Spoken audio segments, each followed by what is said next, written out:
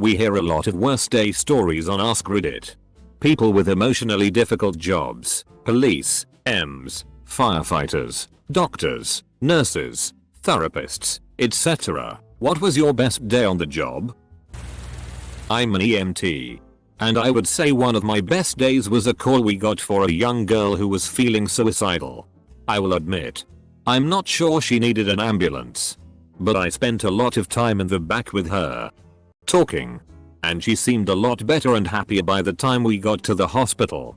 It struck me because it was the first call where I felt like I had truly helped someone with their mental health problems. I still think about her sometimes. And I hope she's doing better. I work physical rehab in a skilled nursing facility. I had a young, early 40s patient with a hereditary degenerative condition who had been in different hospitals and facilities for months. In addition to genuine pain and disability, she was being very self-limiting, unwilling to do pretty much anything for fear of it increasing her pain levels. Bit by bit, a co-worker and I convinced her to first roll over, then sit, then stand, then spend longer and longer periods out of bed. Finally, we got to the point where we were able to do a home visit. And you could see her remembering what it was like to be in her own space. That light of desire to go home was in her eyes, and she worked harder from that point on.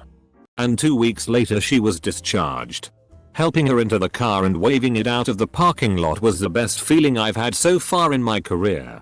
TLDR. Was able to help someone go from bedridden inpatient to home in a wheelchair after months of painstaking work. Psychologist here. I did my year-long internship at a university counseling center. While we normally only saw clients for 8-12 sessions, we were allowed to have one longer-term client to give us more experience.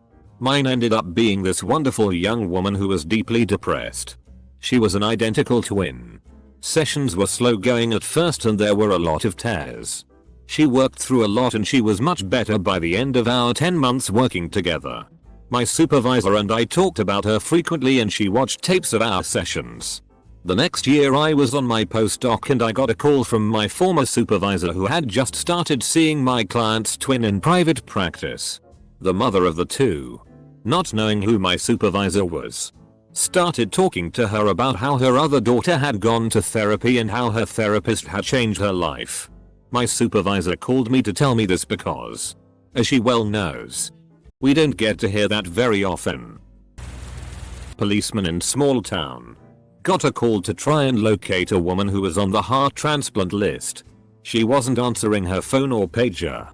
Early 90s and she didn't have a cell phone. It was in the middle of the night and cold in the middle of February. I knocked on the door of every neighbor on her cul-de-sac without success. Last house on cul-de-sac, which was across the street, told me she'd gone to her mother's out of town. Was able to get her number and contact her. She got a new heart that night. I'm retired now and still see her on occasion. She always makes a big deal and hugs me. She'd forgotten her pager and didn't go back to get it, thinking what are the chances they'll call tonight. I used to work as a janitor in a high school. There were 3 of us in the school and during the summer break, we were normally given a list of jobs to do. But we were mainly just expected to show up and be on hand if we were needed. This one year, we finished all our work super early into the break. So we had practically nothing to do. One day, I was sitting in a classroom watching movies on my phone, when my friend radioed me and asked me to come to the roof. Bearing in mind we were the only people on staff authorized to access the roof, I went up and walked outside. It was a beautiful, sunny day. My friend had set up some chairs from a classroom and had a bucket of ice with some beers floating in it. We spent the whole day up on the roof sunbathing and drinking. It was a magic time. I was a teacher in a low-income charter school, which you may recognize as a recipe for disaster. The school was poorly run. We had to provide most supplies ourselves, and had unreasonable and unrealistic expectations placed on us. I was teaching first grade at the time. We had a rule that only one child could be out of the classroom at a time, no matter what. I had 30 kids. Eventually, one of my kids had a bathroom accident. I have to say here, if I knew he had to go that bad, I would have let him go, rules be damned. He never gave any indication that it was an emergency. He did his best. But first graders have small bladders. I got him a change of clothes and minimized his embarrassment as much as I could. His mom was furious. She came in the next day and spent a solid 10 minutes screaming at me. A dean finally came and escorted her away, and I thought that would be the end of it. It wasn't. She stayed at the school the entire day and just watched. She saw what the teachers were going through and what we had to deal with. She came back to me at the end of the day and apologized. She was my biggest supporter from then on, and if I needed something, she had it for me. On the day I quit, she hugged me and told me that I was too good for that place and it was her son's last day too. Obviously, I've had better days than that in my career. But that was a day that gave me hope and helped me not give up my career due to one bad school. Paramedic here. My best ever job was on a hot summer's day in Australia. We were called to an 11-year-old boy that had drowned in his family pool. I was halfway through a foot-long meatball sub when it happened and damn near sheet myself. We were about 5 minutes away. And when we arrived, the boy's mother was providing CPR while his 8-year-old twin sisters watched on.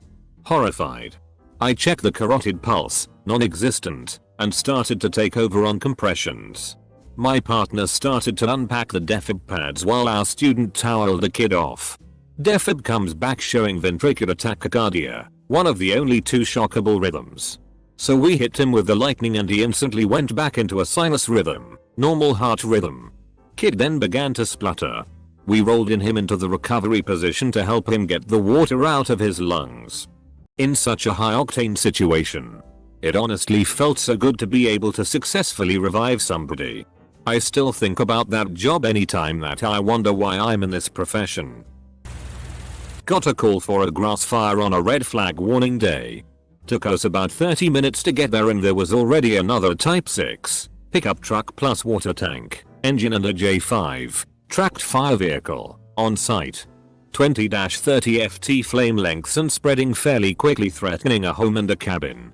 Homeowner evacuated with her dogs and we started hitting the fire with the J5S and got a helicopter and 2 planes in the air to defend the house.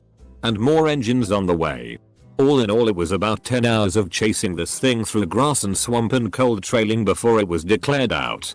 Homeowner returned later in the day in tears, hugging everyone despite how filthy we were, and wouldn't let anyone leave as she had ordered a bunch of food for us. Was my first wildfire experience interacting with someone who our work had directly affected, and it was a super feel good moment. This will probably be buried. But cardiac nurse chiming in here. I had a patient who unexpectedly needed an open heart surgery to bypass clogged arteries. He said he had things to take care of at home and was threatening to leave against medical advice, which would likely disqualify him from the surgery or delay it immensely. I convinced him to stay for one more day to talk to the doctors and then helped to set up a plan for him to get all of the pre-surgical tests as an outpatient, therefore letting him take care of his personal obligations. He walked back over to my floor from the ICU a month later and a couple of days after his surgery, saw me, and started crying. He hugged me and said that I saved his life and he wouldn't have done the surgery if I didn't convince him to stay. Probably the most inspiring moment so far in my short nursing career. Whenever I have a hard day, I think about this guy and it makes me remember why I do what I do. Honestly, I think he helped me as much as I helped him. It's a great question and not one I've actually thought much about before. My best day on the street was probably when I successfully performed the Heimlich maneuver on a woman who was choking. She was actually a chronic caller who was trying to build up a case for a lawsuit against her kid's school, so we were talking to her outside with the principal when suddenly she just stops talking and grabs her throat.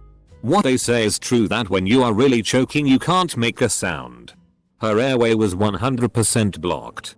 She collapsed onto the ground and I needed to lift her up to start the Heimlich. After about the 3rd or 4th thrust, the hard candy she was choking on comes flying out of her mouth and she vomits everywhere, but was able to breathe again.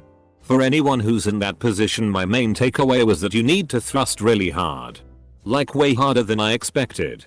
Anyway, she ended up thanking me profusely and never made another complaint against the school. It was a really surreal experience all around and the only time I can legitimately say that I've saved someone's life. I was in the Yusuf station on Guam when Mt. Pinatubo erupted in 1991. They did an evacuation. Operation Fiery Vigil. To get all of our people possible to safety. A lot of them at least came through Anderson AFB on their way back to the States. Because of my job, I was basically sleeping at work on the floor a couple hours here and there while people were processing. As were many others. With the huge sudden influx of people arriving, space was very limited. And people were sleeping wherever. It was rough for single airmen. But for families that had any kids, it was kinda a nightmare in some ways.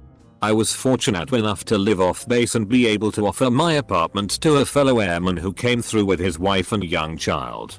I just randomly picked them because they were going to be stuck for a couple days before heading Conus and I felt like a small kid didn't need to be around all the chaos that was going on.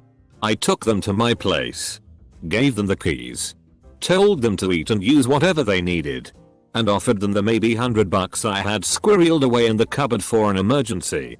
I know it doesn't sound like a lot, and it's not saving a life or anything huge like that. But for a couple days I was able to give one family that had their lives turned upside down a little break.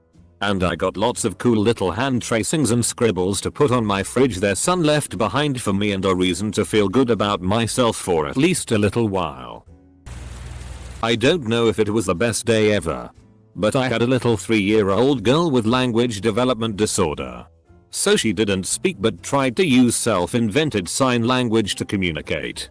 It's incredibly hard on a child to have a handicap that is not properly diagnosed and an environment that isn't appropriately attuned to it. I was able to find a good communication mode with her and we played. I did some developmental testing. At the end of the appointment we walked towards the door together with the parents to say goodbye and she hugged my leg as she didn't want to leave me. My heart melted. I'm a crisis counselor and negotiator for a police department. The morning of this day, I got accepted to PA school. It was such a joyous occasion.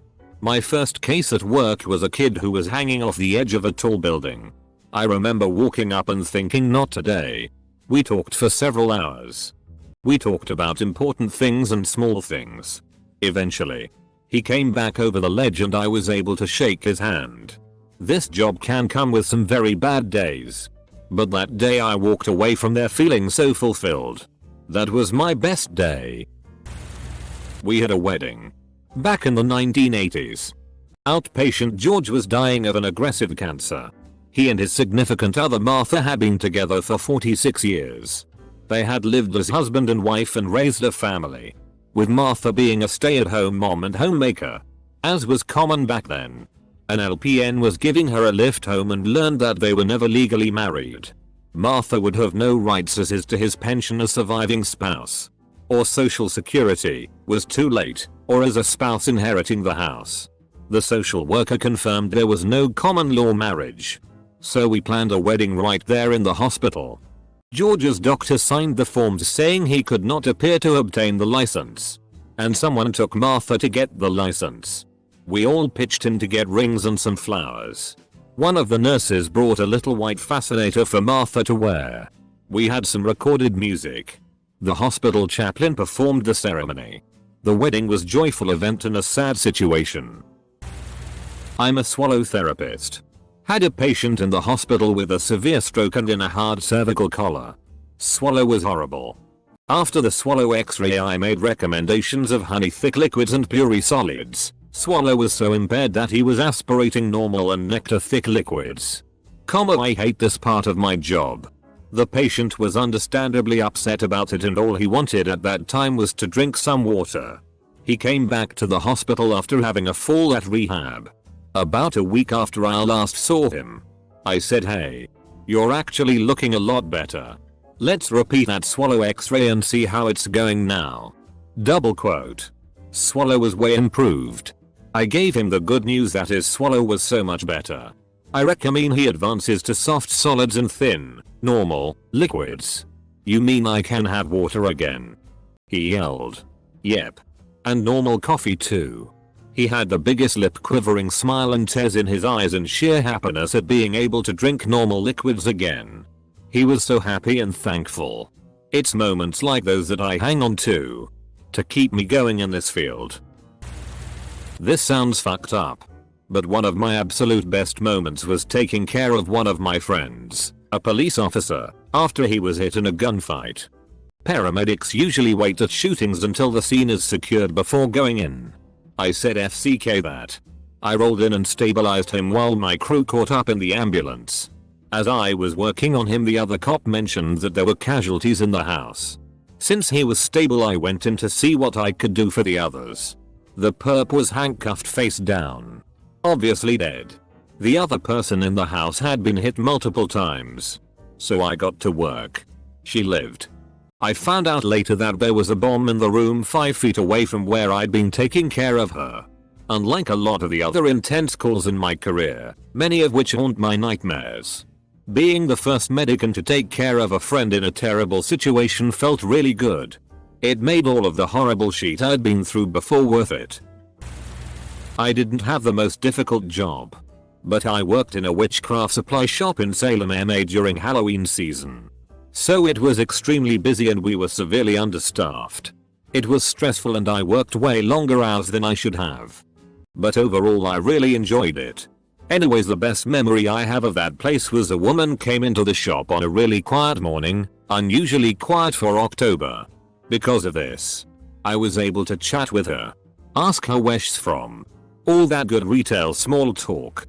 She was looking at a dragonfly dream catcher and mentioned how she had to buy it because her late daughter collected dragonfly things. She started talking about her daughter and how this was one of the first vacations she'd taken since her daughter passed. I could feel her sadness when she talked to me, but she was smiling and so gentle and sweet. I don't know what came over me, but I got a rose quartz crystal from the back and brought it out to her and said something along the lines of, "This stone symbolizes love. Your daughter may not be with you, but she loves you so much. And I think you should have this," and I gave her the stone. We held hands and both cried a little. And then afterwards we were like, well, that was weird. I still can't think about her without tearing up a little.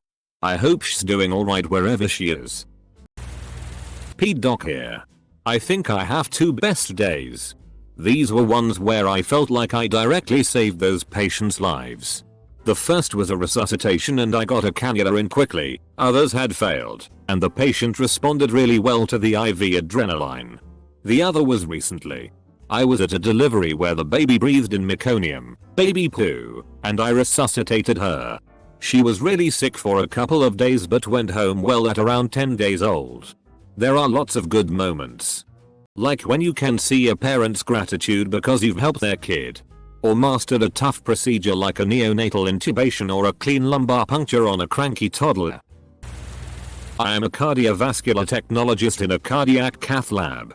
We had the sweetest ATU female patient come in with a massive saddle pay. She was stable in the ICU, only requiring 6 Elmin on a nasal cannula. Despite her massive pay, we brought her back for intra-arterial thrombolysis and she coded on our table. We did CPR. We intubated her. We were able to give her the TPA to break up her pay before we had to get her into the ICU. We took her to the ICU and stood in the room as her husband came in and saw her while the physician explained what happened and what the plan would be at the time. Once the doctor left, the husband told me, tears streaming all the while, a powerful story about his experience with miracles and his belief in God. The intensivist was not optimistic about our patient's prognosis, but our interventionalist was. Slowly she began to improve. And 2 days later, I saw her sitting up, extubated, and joking with her husband. She thanked us for everything we did. And her husband did the same with tears in his eyes. I've never felt so bonded with a patient. And I will never forget the look of eternal gratefulness in their faces. Especially the husband's. It had still been the most rewarding day of my career. I was working at a retail store 2 summers ago. It was a trendy place where only attractive Instagram model types were hired. Not sure how I got the job with that criteria. One day Gwyneth Paltrow came in to shop with her daughter and told me, "I love your outfit." She didn't really talk to compliment anyone else. I really appreciated it because out of all the other people that worked there, I would say I struggled the most financially. Everyone was younger and either living at home or got substantial help from their parents and lived on their own. Traveled all the time. Always bought new clothes. Partied. While I am putting myself through school with no help and paying rent. And some days I could hardly pay the transportation to get to work. It might sound superficial, but I thought it was really funny that a millionaire told me that I looked well put together even though I was like struggling to feed myself at the time. I'm a nurse. I had a patient that was very sick. She was passing out in bathrooms and having a lot of GI issues. Turns out, these symptoms were because her heart wasn't beating fast enough and she needed a pacemaker. Unbeknownst to me, someone took her to the bathroom. A physical therapist called me frantically that she needed help. I went in and she was pale, diaphoretic, really low blood pressures. Her heart rhythm went crazy and she passed out on the toilet. This was a big lady but we somehow managed to get her onto the floor, stabilize her, get her up and into bed. She went down for a pacemaker shortly thereafter. She didn't come back to our floor. But she made her new nurse call me from her procedural unit to tell me I saved her life and she wanted me to know how much better she felt with the pacemaker and how thankful she was. On my unit we have very few good outcomes. To this day, I think this was the best one. It was amazing that she took the time to have her new nurse call me and tell me that. I didn't save her life. We all did. But it was the first time I felt like I had a part to play in a very happy outcome. Had a summer job selling ice cream. We had a little boy with autism come in with his family and later freaked out because the different flavors touched, so we gave him a scoop of strawberry ice cream free of charge. He later comes up to me and my friend. I was at the cash register, asking for an extra spoon. We always keep a few extra spoons in the pockets on our aprons. So I did some magic and made a spoon appear in my hand. He couldn't see the lower half of me because of the wall. And when I gave him the spoon he had the biggest smile I've ever seen and ran away to his mom yelling she can do magic. Over and over. Melted me and my friends' hearts. Had another kid come up to me while I was taking an order tugging on my apron to get my attention. So when I was done with the order I crouched down to see what she wanted. And she said, "I didn't know your name but I wanted to give you this anyway." She held out a drawing of a person at the cash register with the text to someone. From Beth. Fake name. Such sweethearts. I love that place. I've been a hospice palliative care chaplain for 9 years now and I work with only dying people all day. Every day. The best days on the job are seeing someone have a good death. Seeing the patients surrounded by family and realizing how truly loved they are and also giving their loved ones meaningful words and time together in return. Seeing family reconciliations happen when there's been an estrangement is beautiful. It's also so meaningful when I can help patients create legacy work for their loved ones so they'll have tangible items once the person has died. It's a great day too to see patients kept completely comfortable so they can die peacefully and asymptomatically.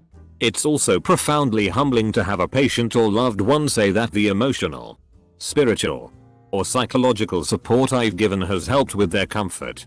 And during the quiet times in the staff area, making dark and perverted jokes with the nurses is all the levity needed to be uplifted with humor.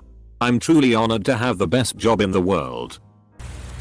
I used to be a firefighter in my small town.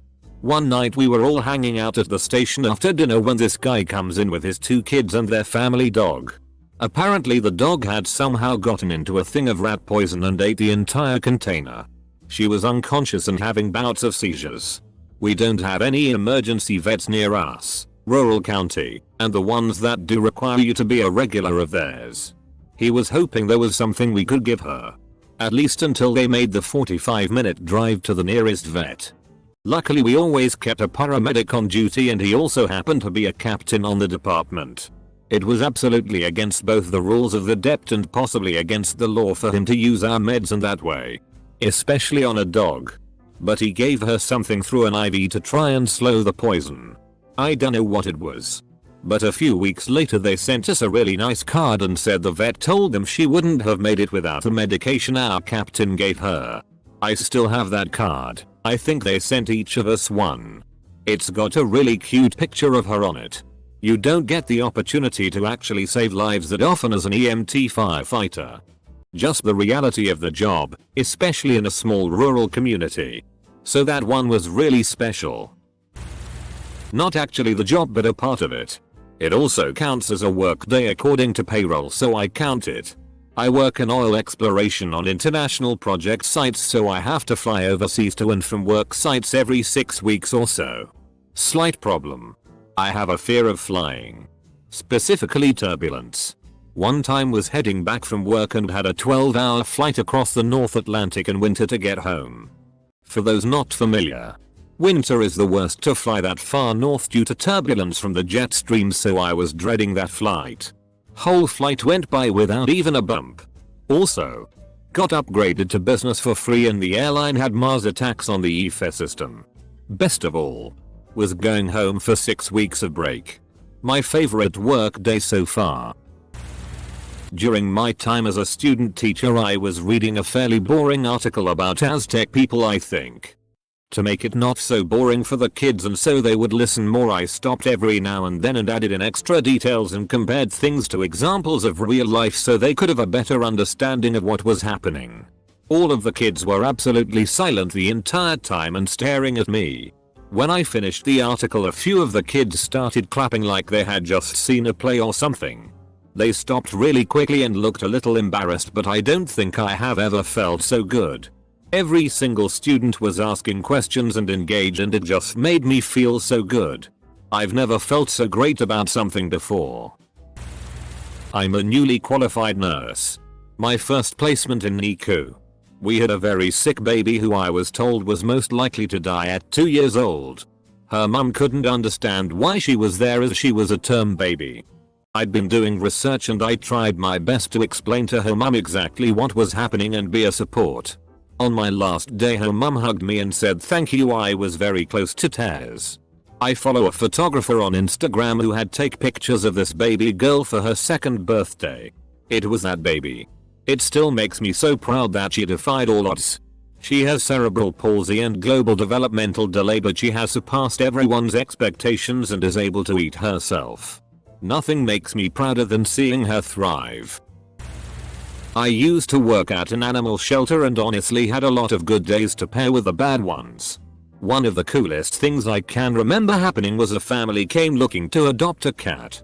We had a cat that was having a tough time getting adopted, so he got to roam free in the shelter to schmooze with people. Well, this family encounters the cat and they don't just fall in love. They had a huge sigh of relief. The shelter cat was their cat that went missing 5 years beforehand. They instantly recognized him and immediately readopted him. It was a really neat twist of fate.